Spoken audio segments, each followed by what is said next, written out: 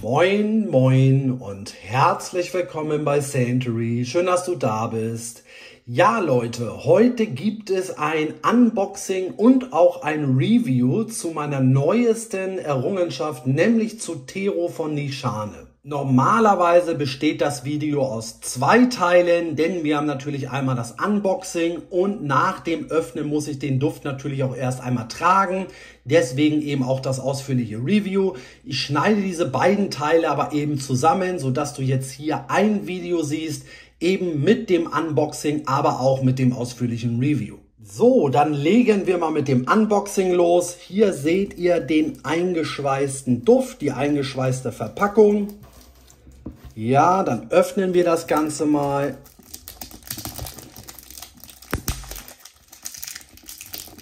Ja, das ist alles richtig gut verpackt. Ich sagte es ja auch schon in dem einen oder anderen Unboxing. Ja, ein Unboxing funktioniert eben nur einmal. Wenn irgendwas schief geht, dann geht das natürlich nicht mehr rückgängig zu machen. So, hier haben wir die Verpackung dann ohne Folie. Ja, alles noch nicht so spannend, obwohl die Verpackung natürlich ganz schick ist. Dann ziehen wir erstmal die Umverpackung ab. Dann haben wir hier so diese typische, schicke Schatulle von Nishane.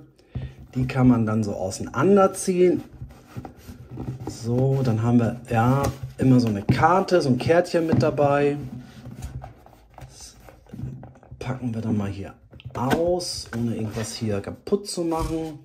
Genau, da seht ihr den Duft schon mal. Hier ist die Nishane Karte, immer mit Briefumschlag. Das ist alles wirklich sehr schick gelöst und gemacht und umgesetzt. Hier zeige ich euch dann ja nochmal die Postkarte, nennen wir es jetzt einfach mal. Hier unten sehen wir schon die Duftnoten. Ja, diese Karte, das Muster ähnelt natürlich der Verpackung so ein bisschen. Genau, hier haben wir dann den Duft. Ordentlich verpackt. So mag ich das, so muss es auch sein. Dann ja, zeige ich euch schon mal ganz kurz den Flakon. Wundervoll, schwer und massiv. Ja, die Farben, das Muster gefällt mir auch. Hier hinten von der Rückseite haben wir dann nochmal das Logo. Hier haben wir den Deckel, der ja auch schwer und massiv ist, so wie man das von Nishane kennt.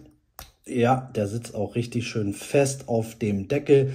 Macht tatsächlich für mich nochmal einen schwereren Eindruck, einen massiveren Eindruck, als ich das so in Erinnerung habe von den anderen Nishane Parfums, die ich habe. Also wirklich sehr schwer und massiv. Hier ist der Zerstäuber. Und ja, so, dann packen wir das so einigermaßen mal wieder zusammen. Genau, also das war jetzt quasi der erste Teil des Videos, das Unboxing. Ja, und du wirst jetzt eben im weiteren Verlaufe des Videos das ausführliche Review sehen. So, und dann kommen wir jetzt einmal zu der Duftbeschreibung. Bevor ich loslege, möchte ich kurz erwähnen, dass Tero wirklich ein sehr spezieller Duft ist. Meiner Meinung nach absolut kein Duft für ein Blind Buy. Also bestellt euch wirklich eine Abfüllung. Und ihr müsst auch Pfeffer und salzige Noten mögen. Denn diese Noten sind wirklich präsent in Tero. Ja, und Pfeffer und salzige Noten sind nicht jedermanns Sache in Parfums. Also das muss man wirklich mögen. Das aber nur schon mal so vorab als Information. Die Kopfnote ist wirklich sehr kontrastreich, weil wir auf der einen Seite schwarzen Pfeffer haben. Ich denke, jeder weiß mehr oder weniger, wie schwarzer Pfeffer riecht. Aber wir haben eben auch Szechuan-Pfeffer.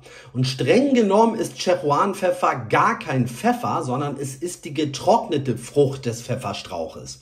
Und Szechuan-Pfeffer hat die Besonderheit, dass es wirklich sehr prickelnd, würzig, leicht scharf und tatsächlich auch leicht zitrisch riecht. Und eben durch diese beiden Pfeffernoten ist der Start wirklich sehr pfeffrig. Das muss man mögen. Es ist schon wirklich sehr speziell. Und wir haben dann eben auch noch die Duftnote Salzkaramell. Da nehme ich vor allem im ersten Moment den salzigen Part wahr. Also es ist wirklich zum Start sehr salzig. Und wenn man dann mal überlegt, dass wir eben so ein Overload an Pfeffer haben, plus eben vor allem diesen salzigen Part der Duftnote Salzkaramell, dann ist der Start wirklich schon sehr nischig, sehr speziell. Die Pfeffernoten bleiben auch den ganzen Duftverlauf über präsent, ziehen sich aber natürlich nach der doch recht intensiven Kopfnote etwas zurück. Die salzige Note nehme ich tatsächlich den ganzen Duftverlauf über wahr. Zum Start ist die natürlich schon wirklich sehr präsent, sehr intensiv, aber auch über den weiteren Duftverlauf nehme ich immer diese salzige Note wahr. Und das ist das, was ich eben eingangs sagte. Man muss hier schon wirklich tendenziell so pfeffrige und salzige Noten mögen. Und ich sagte ja eingangs, dass es eine kontrastreiche Kopfnote ist. Und dafür sorgt eben, ja, die Karamellnote.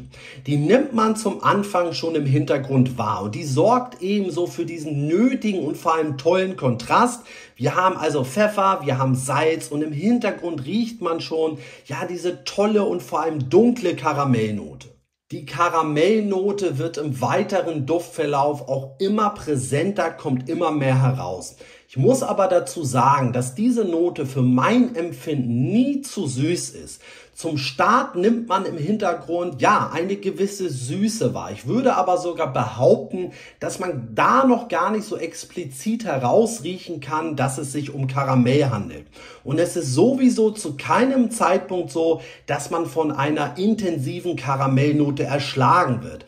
Es hat für mich einfach so die perfekte Süße und ist eben perfekt auf die anderen Duftnoten abgestimmt. Und im Herzen haben wir dann auch Patchouli. Und da sage ich gleich mal vorab, ich bin tatsächlich kein großer Patchouli-Fan. Denn wenn diese Note zu intensiv in einem Parfum ist, habe ich so meine Probleme. Und auch hier muss ich sagen, die Note ist einfach perfekt auf die anderen Duftnoten abgestimmt. Der Patchouli bringt eine leichte Erdigkeit mit und sorgt auf der anderen Seite eben auch für so eine schöne Tiefe. Und es passt einfach ideal zu dieser Salzkaramellnote. Wir haben dann im Herzen auch noch eine schöne Zimtnote, was so für einen orientalischen Einschlag sorgt. Und Zimt passt einfach perfekt eben zu Karamell und aber auch zu diesen pfeffrigen Noten. Denn Zimt riecht eben würzig, orientalisch, aber auch leicht scharf. Und auch wenn ich mich wiederhole, muss ich einfach sagen, die einzelnen Duftnoten sind so perfekt aufeinander abgestimmt. Es ist einfach alles perfekt ineinander verwoben. In der Basis haben wir dann eine schöne Ambernote. Amber riecht ja zum Teil leicht süßlich und balsamisch. Das passt eben auch wieder perfekt zu der Karamellnote. Dann haben wir auch noch Eichenholz, was eben für so eine holzige Basis sorgt. Und ich nehme tatsächlich auch Vetiver wahr. Aber für mich ist die Vetiver-Note wirklich nur im Hintergrund, sorgt meiner Meinung nach auch eher nur dafür, dass der Duft nicht ins zu Süße abdriftet. Denn Vetiver riecht ja zum Teil eben frisch und auch leicht erdig, was dann eben auch perfekt zu der Patchouli-Note passt. Zusammengefasst ist Tero für mich also wirklich ein würziger und auch süßer Duft. Wir haben also wirklich eine ganze Menge Pfeffer und auch eine ordentliche Ladung Salz. Das Ganze ist aber dann sehr kontrastreich durch die tolle dunkle Karamellnote, die eben durch Patchouli, Zimt und Amber auch noch eine richtig tolle Tiefe, ja, und auch wiederum so eine dunkle Note dazu bekommt. Und wir haben dann auch noch Vetiver, was eben für mein Empfinden dafür sorgt, dass dieser Duft nie zu süß wird. Und Leute, ich muss auch ehrlich sagen, dass Tero für mich bisher die Neuentdeckung des Jahres ist. Ich bin so schwer begeistert. Dieses Parfum macht süchtig. Ich kann das gar nicht anders sagen. Das ist für mich so ein Duft, wo ich selbstständig irgendwie ja an der Klamotte, am Arm, je nachdem, wo ich es raufgesprüht habe, riechen muss. Dieser Duft muss auch wirklich mit der Haut reagieren. Also klar, man sollte sowieso jeden Duft eben auf der Haut testen und nicht nur auf Teststreifen testen. Aber Tero reagiert so wundervoll mit der Haut. Eben diese salzigen, pfeffrigen Noten gepaart mit dieser ja gourmandigen Karamellnote. Das ist so ein tolles Zusammenspiel auf der Haut. Also wirklich, ich kann euch diesen Duft empfehlen. Sage aber auch hier nochmal, besorgt euch lieber eine Abfüllung. Es ist eben eine sehr nischige Duftkomposition.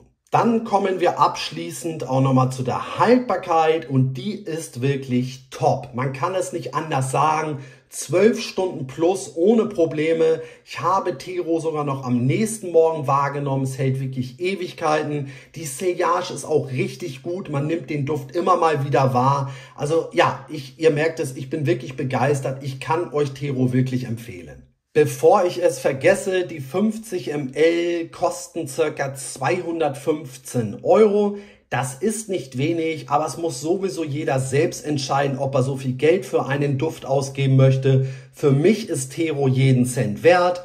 Der Parfümeur dahinter ist Carlos Benaim, der unter anderem eben auch Fierce, Dunhill Icon, The Dawn für Frederic Malle und auch Spice Bomb Infrared gemacht hat und auch Libre für Frauen und so weiter und so fort. Also wirklich ein bekannter, renommierter Parfümeur. Und für mich hat er mit Tero wirklich was ganz Wundervolles kreiert. So, und dann sind wir nun auch wirklich am Ende angekommen. Das war ein ausführliches Review, aber ich finde, das muss zwischen diesen ganzen Top 10 Listen, Top 5 Parfums, wie auch immer, auch mal sein, denn Tero hat meiner Meinung nach wirklich viel Aufmerksamkeit verdient. Es ist so ein toller Duft.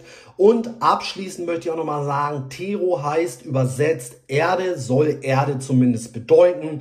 Deswegen auch mein YouTube-Thumbnail mit der Erde abgebildet. Genau, das war's dann für heute. Dann sage ich danke, dass du hier warst. Du kannst ja gerne mal kommentieren, ob du schon in den Genuss von Tero gekommen bist. Würde mich natürlich interessieren, wie du diesen Duft findest. Dann sage ich danke, bleib gesund und munter und bis demnächst.